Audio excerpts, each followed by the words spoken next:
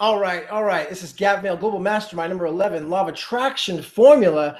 Command what you want. Don't ask what you want. So this is Gavin Mehl, Global Mastermind number 11, and we've actually been doing these calls for the last 30 weeks, the 11th time on YouTube. And this is going to be all about, getting to know how to use the law of attraction in my experience. And I love learning from stories. So there'll be some amazing stories here. Let me start off with something light. Story of how humiliation was turned into $1 million. Now, it was 1977 outside of Massachusetts, outside of Boston, in Massachusetts area. And there was a young family, blue collar family, didn't have a lot of means, but they were able to get by. And their only son was a pudgy kid. He was a real chubby kid, but just an average kind of Joe Blow type of kid. Nothing really special about him. He gets into high school, freshman year of high school. Tough that can be as a freshman. You get into high school and it kind of a awkward. You're kind of coming into he was coming into his own skin, getting familiar with everything. And so he starts high school and goes and they have this placement test where it's like you take a test. Everybody in this high school took a test where they get placed into the right position or right grades and classes. So he takes the test, didn't think much of it, goes away for the weekend to a family function, and his cousin boldly tells him at this family function that his mom and dad aren't his real mom and dad. His real mom and dad gave him up for adoption, and that he is an orphan. He doesn't have any mom and dad. His adopted mom and dad, they're not even his. They're not his family, and he's just adopted. And he's like, adopted? What? It kind of punched him in the stomach. It knocked the wind out of him. Didn't know what to say. So over the weekend, he was just kind of quiet, soaking it in. Is it true? Could it be? Kind of really felt sad and negative about it. So he gets back over to class on Monday, high school, freshman year, and they're getting the test results back. Big auditorium, and he goes into the auditorium to get the results, and I don't know if it was the energy he was letting off or what, but his guidance counselor points him out in front of everybody. He says, "Kevin, I got your test results."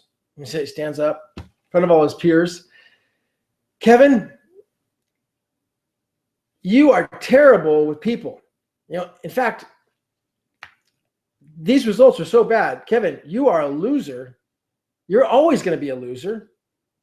And in fact, you are so poor with people that you'd be better off becoming a park ranger, working out in the woods somewhere, and just staying away from people altogether."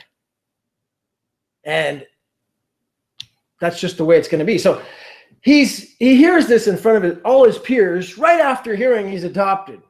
I mean, it was just like a double blow, boom, boom, just knockout punch. I mean, what do? You're a freshman in high school. When I was a freshman, I was just completely, I don't know. I don't even know what I've done. It's a really awkward time. You're 14 years old, 13 years old, and just trying to kind of get into your own skin. So he decides to transmute this anger, this fury, this fire into a burning desire to make him to make him eat those words. And he says, "I'm going to make him eat those words, and I'm going to do it, and that's it, period." Imagine 14 years old, 13 years old, and having this burning desire now to prove him wrong, that he is somebody. He's not going to be a loser. So fast forward now, 1981, he's graduating high school, Boston area. And he's had tremendous success. It worked. He started a mail order business. In the mail order business, he made $1 million before he was 18 years old. True story. $1 million before he's 18. So now he's got a brand new Lincoln Continental, one of those old school 81, long back Continentals, 4 doors, black, beautiful car for the time. He and his buddies are going to go celebrate it at the finest restaurant in Boston. They're driving up to park the car at valet. He gets out. Guess who's parking his car at valet? It's amazing how the universe, nature works. 1981, 3-4 years later, his guidance counselor. His guidance counselor's parking his car. the guidance counselor who caused all this fury and anger and burning desire in him that he's transmuted. So he's got all these emotions flooding back to him that he just hard to put words into. It's just like he's angry, but he's got mixed emotions. All these things about being adopted are all just flooding into his mind at once. And he tosses his keys to the guidance counselor, tosses them in the air overhand. The counselor, now he's the valet driver, walks up to him, stops, looks him deep in the eyes with a burning fire. And he says 5 words. He says, "Success is the best revenge." This is Gavin Mehl, Global Mastermind Call. And I want to, today I want to talk a little bit about just do you have a burning desire like that? Do you have a fury to dominate, to help others, a dominating idea that you believe is your birthright? What if I said you could actually have it? You could truly command it to be. Do you want it passionately enough? You know, or is it actually just a feeling that's much deeper, has much deeper material meaning, that something that you want than just a material thing? Is it maybe like a state of mind, financial freedom maybe that you want? Or do you want happiness? Or do you want to be loved? Do you want to have a bigger family? I mean, what is the real thing, the real why as to the thing you want? You know, it's important to identify that. So first discover what it is and why you want it. I used to make the mistake of going after a 747 private jet. I was like, I want to get a 747, $200 million jet. That's great. But that wasn't really what I wanted now. I wanted something, you know, I wanted financial freedom. You know, I wanted financial freedom. That was a materialistic thing that would be great in the future. But what was it that I really wanted now? Since I was a kid, I always loved hearing those words, "once upon a time." I hear it learning from stories. I love stories.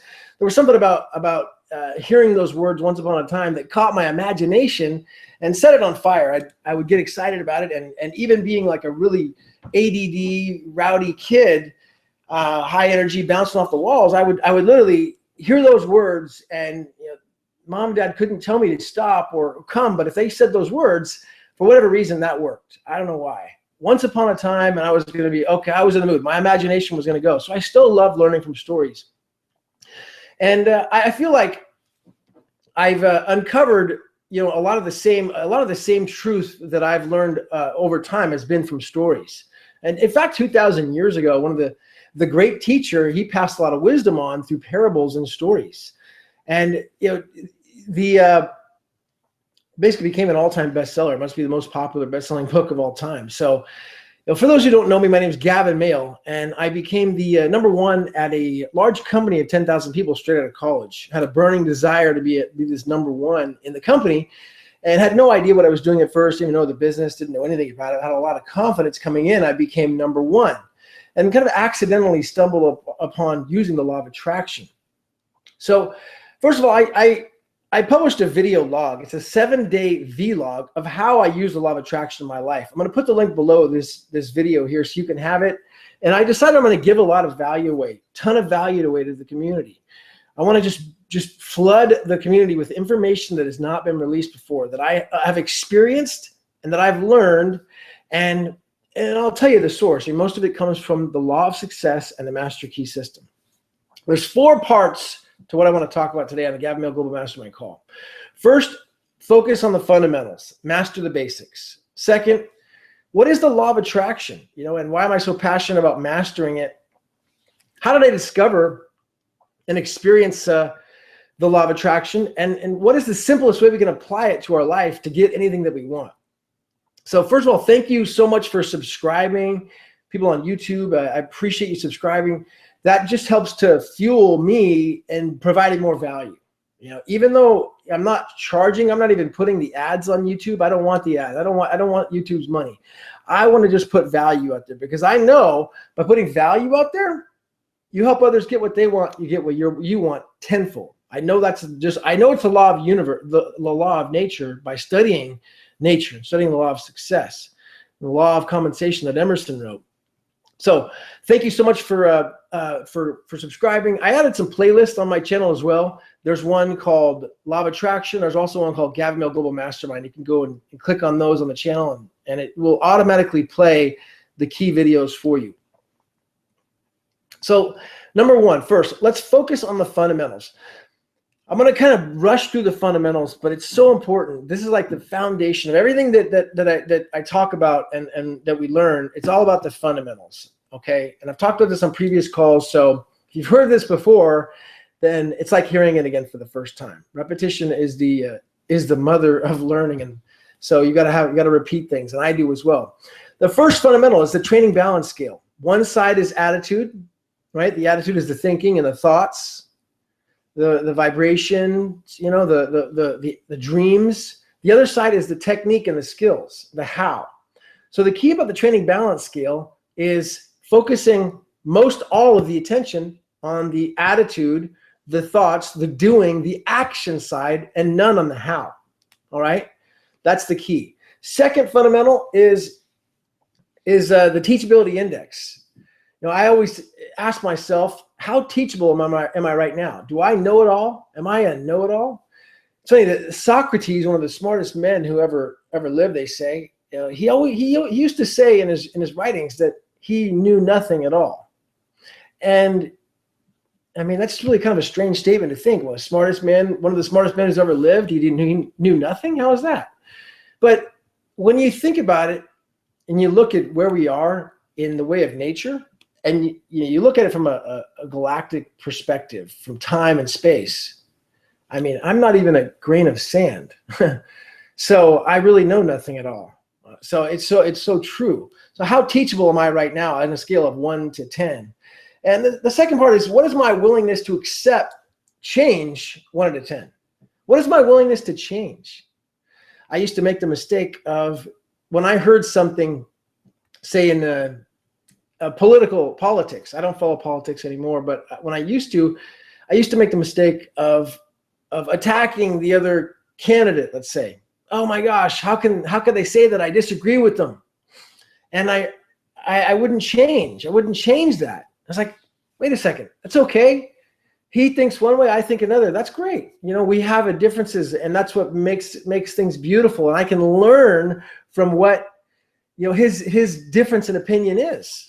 So what is your willingness to change, scale out of 1 to 10 to learn this material? Third fundamental is 4 steps to learning. First level is unconscious incompetence, and that is complete ignorance, no idea, don't have a clue yet, you know, just wet behind the ears.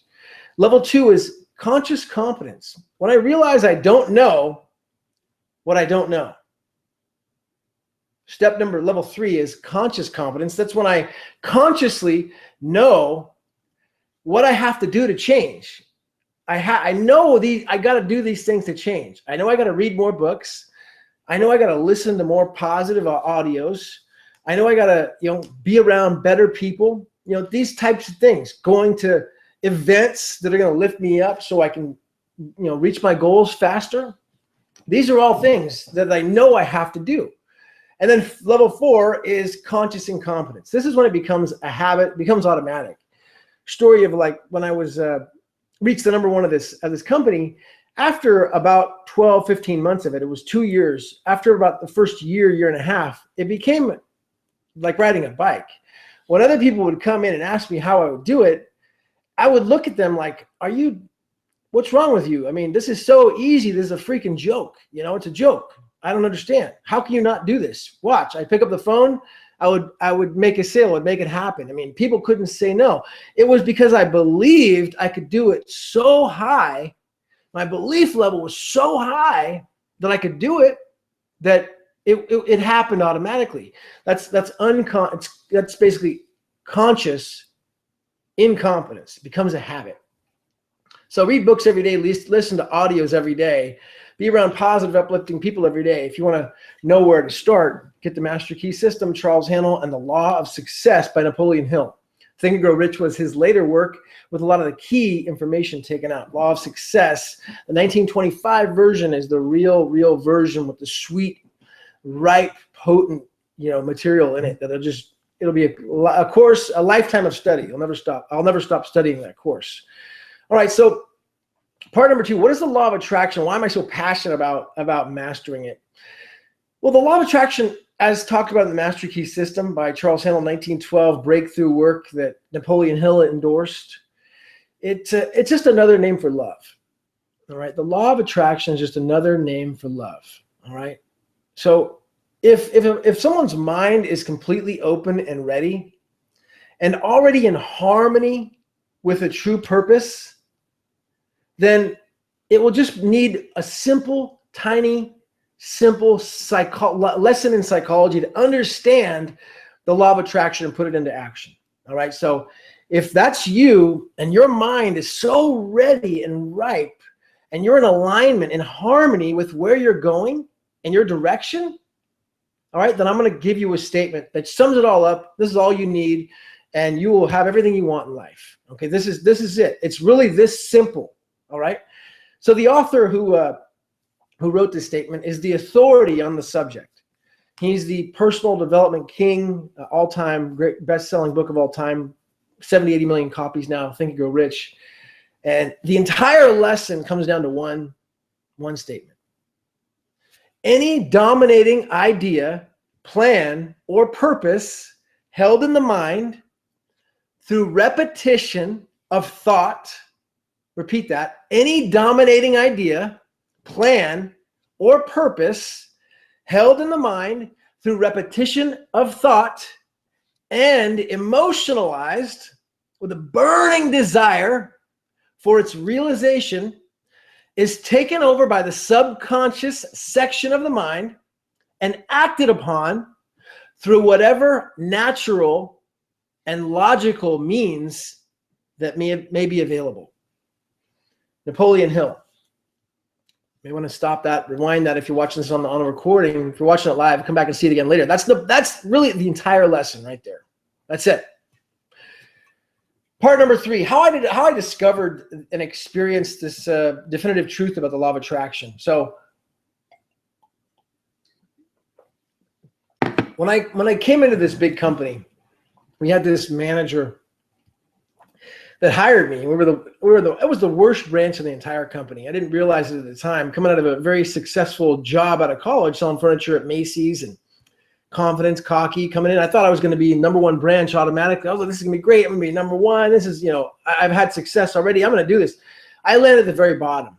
Lowest guy there, lowest branch there. I see the rankings somehow. I'm like, what happened? 4 months later, though, we got a new manager. And I reached the #1 position there the 5th month. Guy called Charles Krisky. Guy, he was a SAE, Sigma Alpha Epsilon from up in Chico. And I'm Delta Chi here from Sacramento, so we kind of had a little bit of a common ground. But the guy had so much confidence. Confidence I'd never seen. Almost arrogance. And he wore this Submariner watch. Submariner is a Rolex watch. And he talked about it like, wow, look at this Submariner. Girls love this. People love me. And he showed it off. I'm like, wow, that's a nice watch he had there. And I was really impressed by his watch. I never had a watch before. So I was more impressed by how confident he was. I wanted his confidence. I wanted his bravado. I wanted his self-assurance. So he was a great role model to me at that time. It's tremendous bravado. So over the next, over time, I decided I wanted to get a watch. And I decided it was going to be, I didn't want to copy him exactly. So I decided I want to get Breitling watch. It's similar to the Rolex, but it's a Breitling. And I started looking at these watches. And I found one that I really wanted. It was in a catalog for Breitling. And it was a special order watch. You had to order it away from Switzerland. And then in about 6 months or so, it will show up. I'm like, well, 6 months, this is going to take forever. And in my mind at the time, 24 years old, whatever I was, it's just so, I was like, what? 25 years old. It was just like 6 months is a lifetime. I couldn't wait 6 months. So I looked at the catalog. I decided on the one I wanted.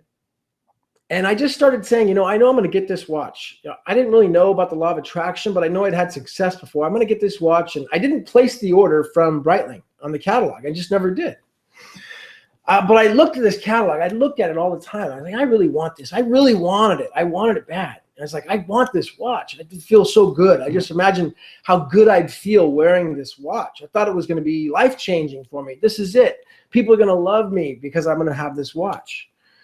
So I love New York. I love going to Manhattan. It's my favorite place on earth. So I go into New York, staying in the Upper East Side there at a I believe it was a W hotel at the time.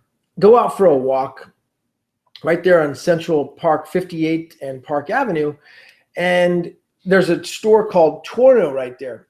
I wasn't really shopping or anything like that, but I just walked by the store and I glance in the window, and then there is this exact watch that is a custom watch that I want in the window. And I'm thinking, that can't be right. That's a custom watch. That can't be the same watch. I had to go in there and look. I had contacted other places. You know, I had contacted other stores. I mean, I knew it was a custom watch. You couldn't get it. So I go inside, and it's the actual watch that I wanted in this store. I'm like, I talk to the guys. They're like, is this the same watch as the catalog? Yeah, yes, sir. Isn't this a custom watch? Yeah, we just happened to have it in here just this one time. Whatever the reason was, they had it in. I'm like, this can't be right. Long story short is this watch it had to have been ordered by somebody else. And what are the chances of me being in New York, finding this one watch that was a custom made that I wanted, been looking at for a long time in this catalog. And then I finally got it. That's the story of how I got this watch. True story. 100% true story. I had it in my mind that I picked it out in this catalog, but I never ordered it. I just put the order out into the universe, into nature, and it came back here at this store. So I first heard about the law of attraction from a guy called Bob Proctor. This is going to come full circle. Amazing story right here.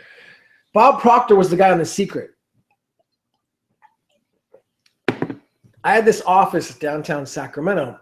It was 7th floor of a high-rise building, big, huge corner office. I mean, it was like 7,000 square feet. It was a 7,000 square foot office. Corner, big conference room. And in this conference room, I would bring the newbies in.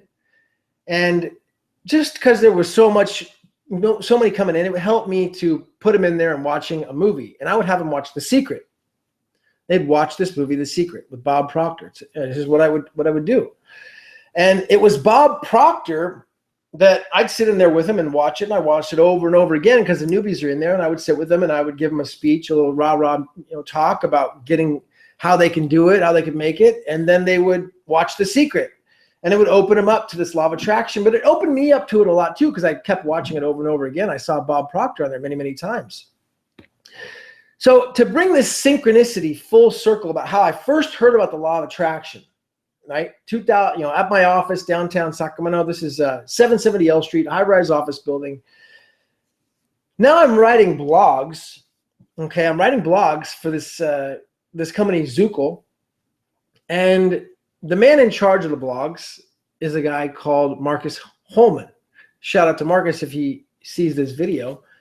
He's a big time director. He's an important guy. He's busy directing films and videos, and he's been doing that for 20 years. So he's got a lot of experience. It's like his ability with a camera and directing things in a cast is like a conductor with a world-class symphony, compared to me being a guy like playing chopsticks on like a Casio keyboard. All right. So he's way ahead. I am just I'm just a beginner. I'm in T-ball. I'm a guy on playing chopsticks. He's conducting a symphony. So Marcus, I'm applying. I was talking to Marcus. I want to get this blog position, start writing blogs for this company. So he tells me, Marcus says that I remind him of Bob Proctor. And I'm thinking, where do I know that name, Bob Proctor? And I knew the name, but I'm like, wow, Bob Proctor was the guy I first heard about the law of attraction from. And the law of attraction is the theme of the blog. So I'm like, man, that really comes full circle. I first heard about it from this guy. Now the guy who I'm talking about writing these, these blogs for tells me that he reminds me of him. I'm flattered. I'm like, wow, Bob Proctor and I studied our students under the same mentor.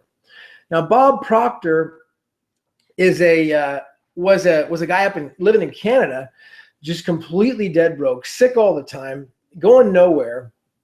And he got a copy of Think and Grow Rich by Napoleon Hill. And he made $1 million. I don't know if it was in within 2 years or 3 years after he got the book. I mean, he just started crushing it, took massive action.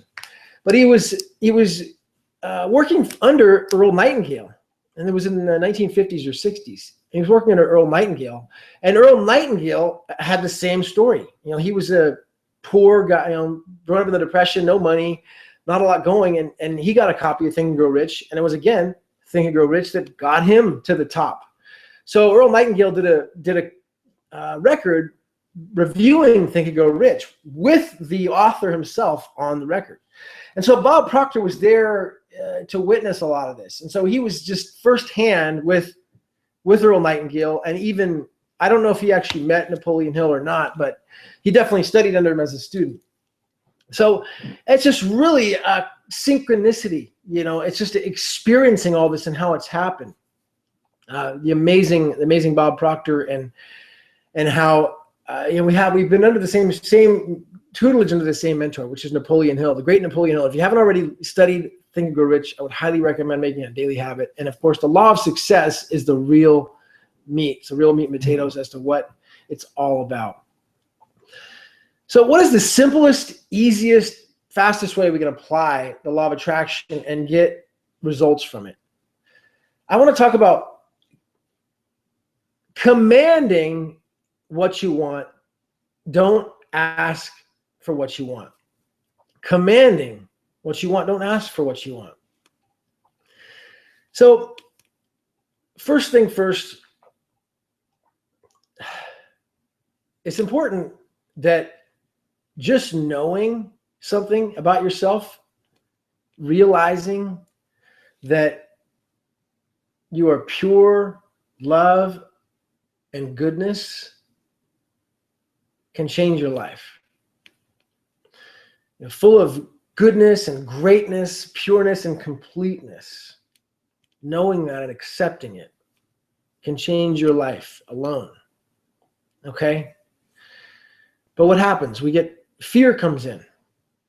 And some people don't like to admit it. I'm talking to this guy, and he's got this tremendous fear. I could tell. And I asked him if he was scared, and he said, no, absolutely not. But he's scared to admit that he's scared. So fear comes in. How do we get rid of that fear?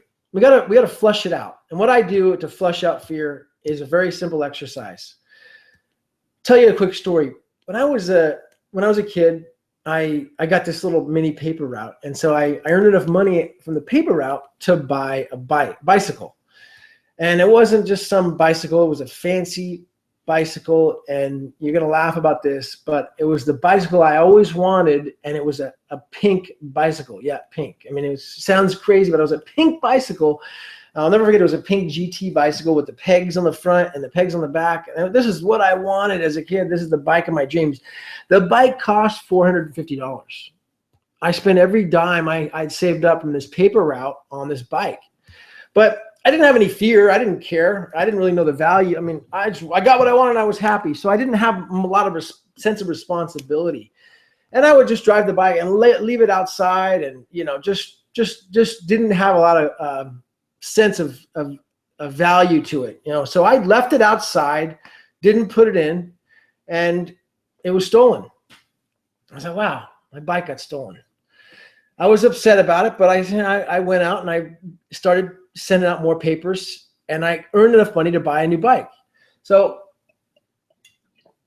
next time I get a silver one, not as expensive, not as nice, but it's silver this time. Same, cool little pegs on the front and the back. My buddies could jump on, but it's summertime. Sacramento's hot, so I'm riding to the country club that I always went to as a kid to go swim at. And I'm on the bike. It's a couple miles from the house. And two bigger kids are coming towards me down this. It's like a side street off of this main road. And I had a little bit of a sense of these kids they look like trouble. And I was like, man, but I'm going to keep on going on. Who cares? So I just keep riding. The kids are walking. And they say, hey, kid, come over here. I'm like, oh, great. Here we go. And they say, get off your bike. And they commanded me to get off my bike. I said, well, I'm just going to swim. And they said, well, get off your bike. They push me off the bike, take it, and ride off. And I'm stuck there with no bike. There's the second bike stolen. So now I got this fear of these bullies taking my bikes. I get another couple bikes. I get another bike. Same thing happens. Stolen again. It wasn't bullies this time. I just had it stolen. So I had this tremendous fear built up now of my bike being stolen. And this is a true story. A fourth bike, same thing. I'm being more cautious now. I'm putting it in the back. Bike gets stolen again. Fourth bike. The fifth bike. Okay, the fifth bike. Stolen again. Reflecting back on it is because I had so much fear from these bullies pushing me off the bike and stealing it. Now my fifth bike is stolen. I brought it upon myself. So how do I flush out this fear? I have to imagine the worst case scenario. All right. I didn't do this at the time, and it brought more fear and it caused more bikes to be stolen. But by imagining the worst thing that could happen, putting myself in this situation with the worst possible thing that could happen, I'm able to flush out that fear. All right. So how bad can the situation be? Let's say I've got these bikes stolen. How bad could it be? Well, it could be so bad I have another bike stolen. Is that bad? Yeah, it's bad. It sucks. But am I going to live? Yeah, I'm going to live. Life goes on. And so you kind of accept it. Hey, that's not so bad. It's bad, but it's probably not going to happen. And you get to the point of believing that, it's not going to happen. That's silly to be fearful of that, because I've already put myself in that situation mentally, in my imagination, the worst possible thing that could happen. Flush out fear. All right. Fear is just false evidence appearing real. Zig Ziglar was the first, I believe, that said that. So flush out the fear by picturing the worst thing that could happen. So again, we're on now. How exactly can we apply this to our life? This law of attraction, get what we want. Know very specific about what it is that you want. All right. And describe it. I mean, you could be general, but it's good to be specific, but it's more important to narrow down a feeling as to exactly why you want something. How does it make me feel? How am I going to feel when I get this watch, this Breitling watch? How am I going to feel? I knew the feeling. I felt the feeling of it before I got it. I felt tremendously good. I felt, wow, I'm going to feel more confident like this guy, Chuck Krisky. I'm going to have more bravado like him. I felt that. That's what I wanted. I wanted the confidence. I wanted people to respect me. The watch was, it was just a watch. It was important. It was like, I thought it was everything, but looking back on it, it was the way I felt what I wanted. I wanted the confidence. So identify why you want something. And this is a hard exercise sometimes, where I'm talking to somebody, I'm asking them, for example, a friend of mine wanted to get a Porsche 911, okay? And I'm asking him, I'm saying, why do you want to get this Porsche 911? He says, well, I've always wanted a Porsche 911 since I was a kid. That's the car I've always wanted. I just want to get it. Okay, great. Well, why the Porsche 911? That's the one I've always wanted. What's the big deal? I want to get the Porsche 911. Okay, well, I understand. It sounds like a good car. Why do you want the Porsche 911? He's like, because I want to drive it fast. I want people to see me in the car. Okay, well, why? And digging deeper, I keep asking more questions as to why, trying to uncover the real reason as to why he wants this Porsche 911. Right? So finally I asked him, I was like, hey, listen, what is the real reason? And he's getting a little frustrated this time. He says, all right, I want to get the Porsche 911 to drive by all those idiots that said I was a loser and I couldn't make it and prove to them that I made it. And I got this Porsche 911. That's why I want to get the Porsche 911. Okay. I said, okay. So you want validation. You want validation from these people you called idiots that called you a loser. Yes. I want a validation that I'm important. I want to be somebody important. Okay, great. So he identified with that feeling of being important, right? That was what he identified with. Not so much, the Porsche 911 too, but the feeling was what he really wanted. So years go by. Now we lose touch for a few years, but we talk again. I run into him. I said, hey man, did you get that Porsche 911? He's like, Gavin, I never thought about it at the time, but I'm a freaking multimillionaire and I'm important. I have a lot of people that depend on me and I'm important. So, wow. What about the Porsche 911? He's like, I wanted to be important and that's what I got. I got a feeling of importance. I'm a freaking millionaire. That's what I wanted. I wanted to be important and have people value me and consider me important. It wasn't the Porsche 911 that he wanted at all. He wanted this feeling of significance. So important to know not only what you want, but why exactly you want it. Step number 2 is preparing the mind. It's important that what I do, and I shot this vlog going over this in detail. Click the link below. There's a link to get it completely free, tremendous value of exactly how I do this. But preparing the mind first. What I use is the Master Key System. The Master Key System comes in 24 parts, and I'm using one of the lessons that before I get into doing this, this law of attraction, because it's preparing the mind. For those who aren't there yet or don't want the Master Key System, Baroque classical music is another way. Baroque classical music is like Mozart. Mozart is one of those few rare geniuses that he could compose an entire symphony in his head and then just write it one time and we'd be perfect. He was a prodigy. He was a child prodigy. So his music and Mozart type of music, also another one is called Vivaldi. These guys, they make Baroque classical music. It's very calming and it does something to the mind to prepare the mind for making a command for what you want.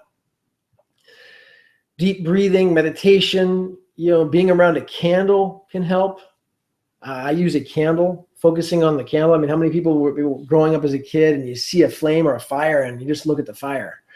I know I did. I saw a fire and I just stared at that fire. I was like, wow, this is great. Fire, it was exciting. Fireworks as a kid. I thought it was fascinating. So something about a candle and quieting the mind when you're doing this is tremendous. Now, there is a point, and I've been doing this exercise for some time now, there is a point where you believe without a doubt that it's going to happen. It's inevitable. There's like when you first start doing it, an exercise of maybe writing down your goal. What I do is I write down my goal with blue ink, cursive writing on white paper 70 times. That sounds bizarre, but hey, I'm able to focus on it with all my attention for, I wouldn't say all my attention, but I would say as much as I can, on it for an hour and a half. It's said that in 60, there's a breaking point of a desire, the law of attraction actually happening. Okay, and it's a fact. It's a matter of fact. It's 68 seconds. How do I know this? Who came up with it? It comes from Napoleon Hill, but I don't know if he actually discovered it or if it was Andrew Carnegie. But ultimately, 68 seconds is the point. Well, that may seem like an eternity when you're trying to think about your goal, and you think about it for maybe 1/100 of a second, then a half a second, maybe 1/4 of a second, maybe 1 second. But over time, right? That's why I'm practicing this. Over time, I'm able to concentrate on it longer and longer. The longer I concentrate on it, the faster the fuel ignites. It's like a magnifying glass. over leaves. If I keep moving it around, and pointing it in different directions, it's not going to start a fire. But by leaving it on one leaf for a matter of time, it sparks. I don't know how many seconds it takes to start that fire, but it's 68 seconds of intense, pure concentration on a goal, on a desire, a burning desire, as they'd say, Napoleon Hill would say. That is the real. That's the true number. Say, well, how is that possible? Well, it's like the way water boils. Okay, think about water boils at 212, not 211. It boils at 212. I mean, it's just physics. I can't explain who or why. It's the same thing with this. Just information that isn't out there. You're not going to find. But Bruce Lee was one that realized this information. I've talked this in my previous videos. He harnessed the power of concentration and focusing on it. He harnessed it, and he realized superhuman achievement. Third part here is command. Okay, what you want, don't ask.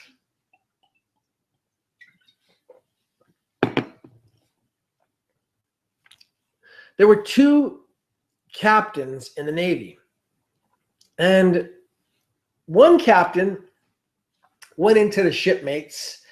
The shipmates had made a big mess. Pardon me, there's my phone. I'm gonna actually just call them back.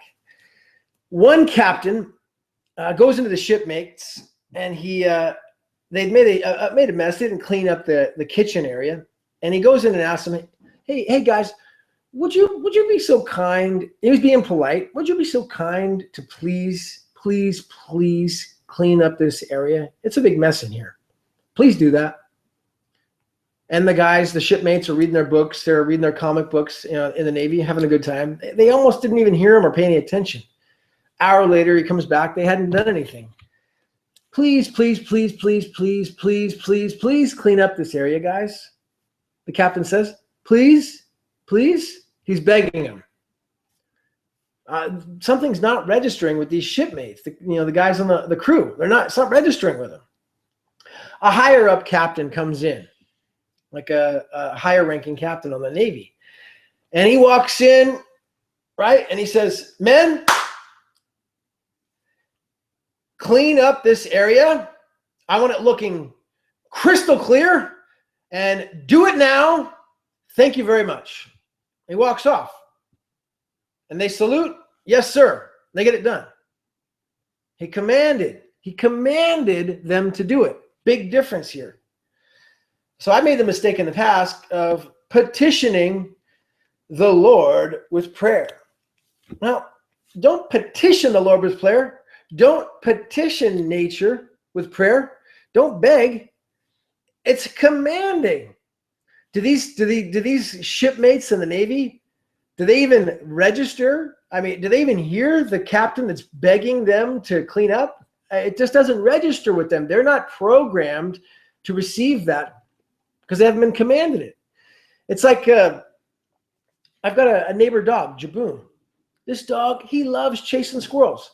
He goes and sees a squirrel, he'll try to run up a tree and chase a squirrel. And he's so focused in on these squirrels that he doesn't care about anything else. And I'm clapping, I'm saying, "Hey, Jaboon, come here. I want to get his attention. Come here, boy. Come here. Play with this ball. Come over here. Come here. I keep asking him. I say, "Come here." And he doesn't even look. He may look for a second, but he's focused on the squirrels. It's like he's almost rude to me. I'm like, "Come here, boy." I'm trying to get his attention. He doesn't come. See, his master comes out of the house or the garage. He says, "Jaboon, come." He immediately stops playing with the squirrels and he runs back to him. So the master has a command to the dog, and the dog comes. I don't know the command. I mean, I don't know how that works with that dog because it won't work for me. But there's a command that the master uses, right? It's the same thing with these shipmates on the Navy. It's the same thing with the law of attraction. Same thing. Command what you want. Don't ask what you want. All right. So when I was at my, at this, I wanted to get this, a new car that I wanted. Wrap up here in a minute, but I've got just an impromptu story. It's pretty powerful. I wanted to get this new car. It was a Cadillac Escalade. I wanted to get this car, right? And I didn't want to buy it off the lot. I wanted to buy it used, but I wanted it, like relatively new, but not too old, but save some money on it that way. And I was on a freaking roll. I was like on a roll. Put it this way, like everything was going like, like have you have a bad day and things just go bad, like kind of like how, at the beginning of this call talked about how Kevin, he finds out he's adopted. Boom.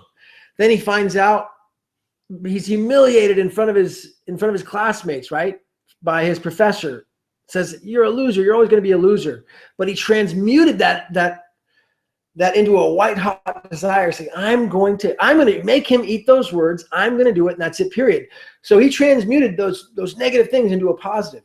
I was on a roll. Like it was just happening naturally. So I had an epiphany. I felt like I had an epiphany at this time when I'm getting this car. I mean, I remember the words epiphany in my mind. I remember the epiphany. I'm learning about what an epiphany was. Like I'm on a roll. I'm hot. I'm having an epiphany. So I get this, I'm shopping for these cars, and it's hard to find. I'm going to the dealers. I can't find the right one. It was new. It was just hard to find a new car, but that had a few miles on it, right? It wasn't the sticker price. Hard to find the one I wanted. So I think it was Craigslist or one of those websites. I go and I meet a guy, and it looked like a good one in a good car that I wanted from the ad. It was white, pearl white. Beautiful. I was like, this has got to be it. Leather interior. So I get out there. It's up in El Dorado Hills, and I get to the guy and meet with him. I'm like, cool, man. Check the car. I was like, this is beautiful. Pearl white, smells good, taken care of, mint condition, no scratches. It was a new car, same year, but it was used. Like it's a brand new car, but it had a few miles on it, so it was a lot cheaper than buying it with no miles, right? So it was the second owner, right? He was the first owner. I was going to be the second. So I'm like, this is a beautiful car. And we worked out a price. We talked about it. I get around. I hadn't really paid attention to what the plates said or anything like this. This is a true story. And this is where I got the chills. I'll never forget it. I pulled up and I backed away. And on the license plate, it says Epiphany. And it wasn't like the license plate around the plate, or like they have an ad around license plate sometimes. It was the actual license plate in California spelled Epiphany. And I'm like, wow. I got the chills. I was like, this is crazy. I've had an epiphany, and now I'm seeing this car with an epiphany on that I want to buy. I was like, this is the car I'm buying. I said, let's make a deal, pal. I said, do I get the plates with the car? He's like, absolutely. True story. The car said Epiphany on the plates. True story. All right. A lot of information here. I've covered this in a blog post below, so you can get, kind of a recap as to what we talked about. I am going to be providing tremendous value. Gavin Mehl Global Mastermind community is growing on LinkedIn tremendously. If you're not on LinkedIn, definitely join it, check it out. There's a group called Gavin Mehl Global Mastermind. It's got Gavin Mehl Web Traffic Mastermind Success Group on LinkedIn. You could join that group along with all the others in the mastermind group and just receive tremendous value. I also have a link below with the Law of Attraction 7-day formula that I've been using. And also, there is a powerful movement that's happening right now. It's already happened. What I'd say is a prosperity movement. It's giving a lot of people, it's giving people financial freedom. Okay, and maybe that's your goal, is financial freedom. So if that is your goal, I highly recommend. Okay, this is my full recommendation endorsement. I highly recommend, and I'm not an affiliate of the business. I'd have you join a business at my link if I could, but there's no affiliate side, but it's just something that works, okay? Get the information. I put it in a Facebook group link below. and go and talk to those people. Don't take my word for it. Talk to them. See what they're saying about it. See their proof. See their testimonies. Don't take it from me. Look at the thousands of people in there. Get their information. Get their point of view and get the information. That's all I'm saying, because it is powerful and it's working. And if you want financial freedom, it's amazing. Okay. And like I said, there's no affiliate side I can't promote, but all I know is it works.